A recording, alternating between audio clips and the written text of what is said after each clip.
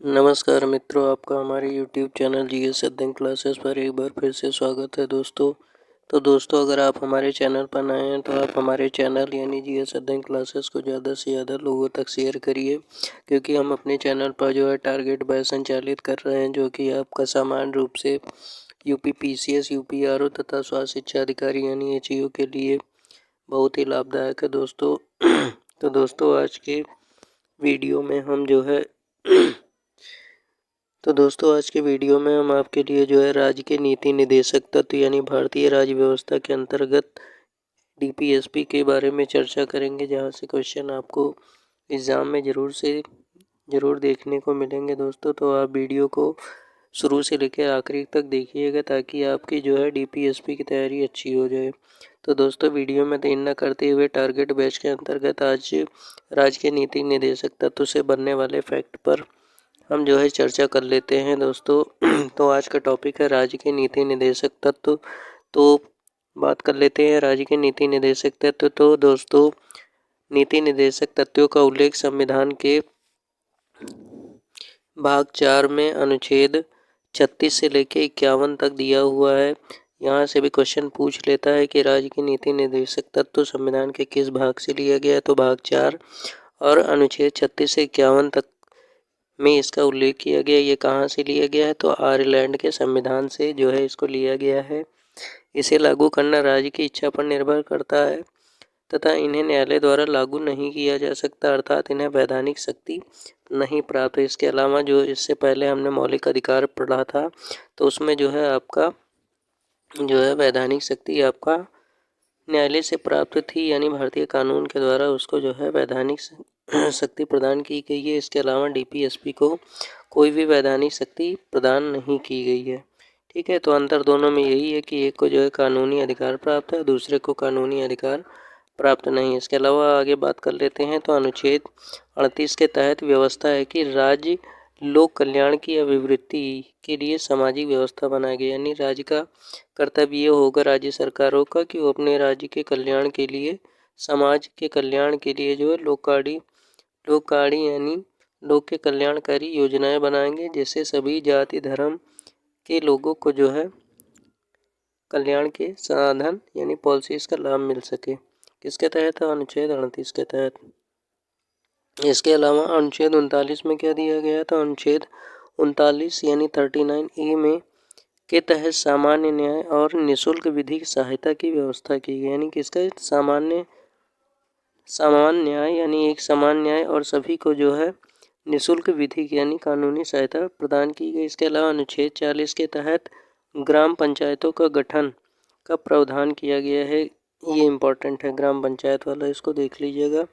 तो यानी अनुच्छेद 40 के तहत ग्राम पंचायतों का गठन किया गया। इसके अलावा अनुच्छेद 41 के तहत क्या किया गया? तो अनुच्छेद 41 के तहत कुछ दशाओं में काम, शिक्षा तथा लोक सहायता के अधिकार का प्रावधान किया गया। इसके अलावा अनुच्छेद 42 के तहत काम की न्याय संगत और मनोचित दशाओं का तथा प्रसूति यानी जच्चा बच्चा जो होता है उसकी प्रसूता की सहायता का उपबंध भी अनुच्छेद 42 के तहत किया गया। इसके अलावा अनुच्छेद 43 के तहत क्या किया गया? तो अनुच्छेद 43 के तहत कर्मकारों के निर्वाह मजदूरी आदि का प्रावधान किया गया, यानी कोई भी कारीगर मजदूर है तो उसकी मजदूरी से संबंधित जो कानून वो आपका अनुच्छेद 43 के अंतर्गत डीपीएसपी में किया गया है। इसके अलावा आपका जो है अनुच्छेद 43 का में क्या किया गया? तो अनुच्छेद 43 का के तहत उद्योग यानी उद्योग धंधों के प्रबंध में कर्मचारियों का भाग लेना वर्णित किया गया है।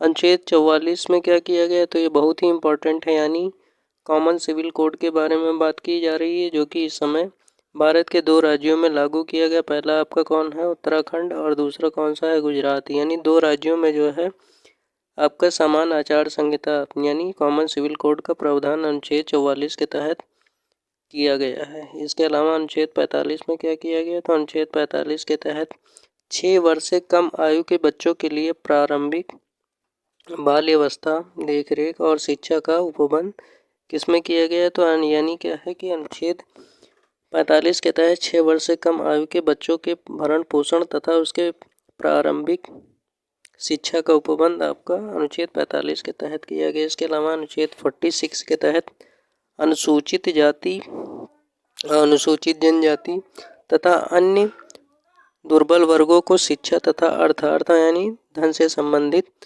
हितों की अभिवृद्धि का वर्णन किया गया। यानी एसटी और एससी से संबंधित लोगों की जातियों के लिए जो है उपबंध आपका अनुच्छेद 46 के अंतर्गत किया गया। इसके अलावा अनुच्छेद 47 के तहत पोषाहार स्तर और जीवन स्तर को ऊंचा तथा लोक स्वास्थ्य में सुधार करने के राज्य के कर्तव्यों का उल्लेख आपका अनुच्छेद 47 के अंतर्गत किया गया है।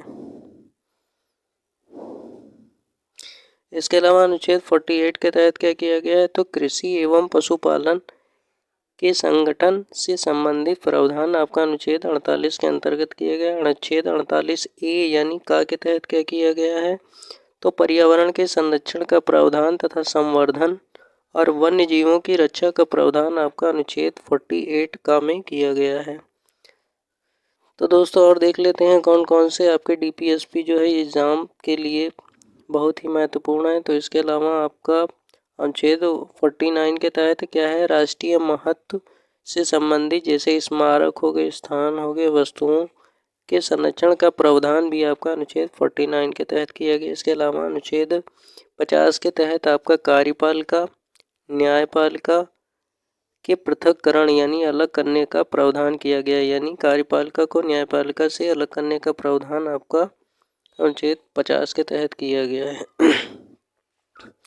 अनुच्छेद 51 के तहत क्या किया गया है, तो अनुच्छेद 51 के तहत अंतर्राष्ट्रीय शांति सुरक्षा और अभिवृद्धि संबंधित प्रावधान आपका अनुच्छेद 51 के तहत किया गया है। तो दोस्तों आज के टॉपिक यानी राज्य के नीति निर्देशक तत्व यानी डीपीएसपी के तहत हमने जो है अनुच्छेद जो है 36 से 51 तक के जो प्रावधान भारतीय संविधान के द्वारा किए गए हैं और भाग 4 से संबंधित इन प्रावधानों का उल्लेख आपका किया गया, उसका उल्लेख हमने यहाँ पर किया गया को समझने का प्रयास किया है दोस्तों।